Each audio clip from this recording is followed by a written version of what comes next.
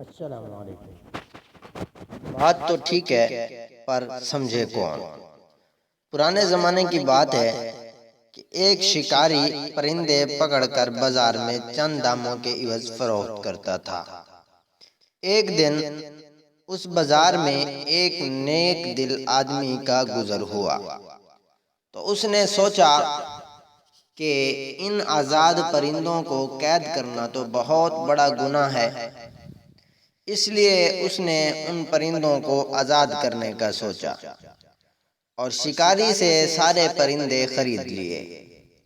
لیکن آزاد کرنے سے پہلے اس نے سوچا کہ یہ شکاری تو پھر ان پرندوں کو پکڑ کر قید کر لے گا، اس لیے وہ سب پرندوں کو گھر لے گیا اور وہاں ان کو چند الفاظ سکھانے شروع کیے کہ ہم سیر کرنے باغ نہیں جائیں گے، اگر باغ گئے تو شاخ پر نہیں بیٹھیں گے، اور اگر شاخ پر بیٹھ بھی گئے تو جیسے ہی شکاری آئے گا ہم اڑ جائیں گے۔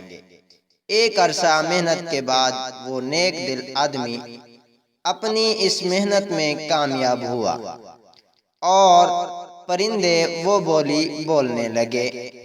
نیک دل آدمی بہت خوش ہوا کہ وہ اپنے مقصد میں کامیاب ہوا اور اس نے ایک ایک کر کے سارے پرندے آزاد کر دیے۔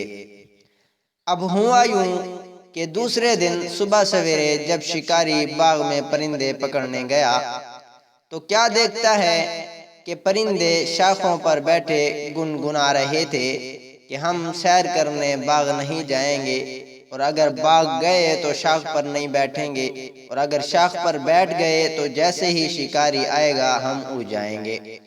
شکاری یہ دیکھ کر بہت خوش ہوا کہ اب تو ان پرندوں کی وہ منہ مانگی قیمت وصول کر سکے گا، اور یوں اس نے وہ پرندے پکڑ کر مہنگے داموں میں فروخت کر دیے۔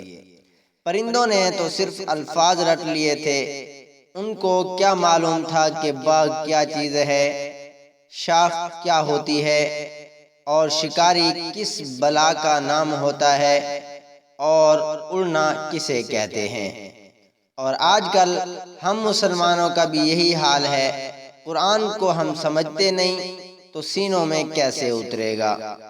بس رٹے رٹائے الفاظ ہیں، ہمیں بھی معلوم نہیں کہ قرآن ہمیں کیا کہتا ہے، قرآن کے مطالبات کیا ہیں، کون سے احکامات دیے ہیں، اور قرآن نے کن چیزوں سے روکا ہے، کامیابی کے رموز کیا ہیں، خسارے کا راستہ کون سا ہے، ہمارا دوست کون ہے، ہمارا دشمن کون ہے۔ جب یہ حال ہوگا تو شکاری باطل قوتیں ہمیں دیکھ کر خوش بھی ہوگا اور اپنا غلام بھی بنائے گا۔ ہمیں بحیثیت مسلمان اپنے آپ پر غور کرنا چاہیے۔ روزانہ اس طرح کی نصیحت و موضوع واقعات اور کہانیاں سننے کے لیے چینل کو سبسکرائب کریں۔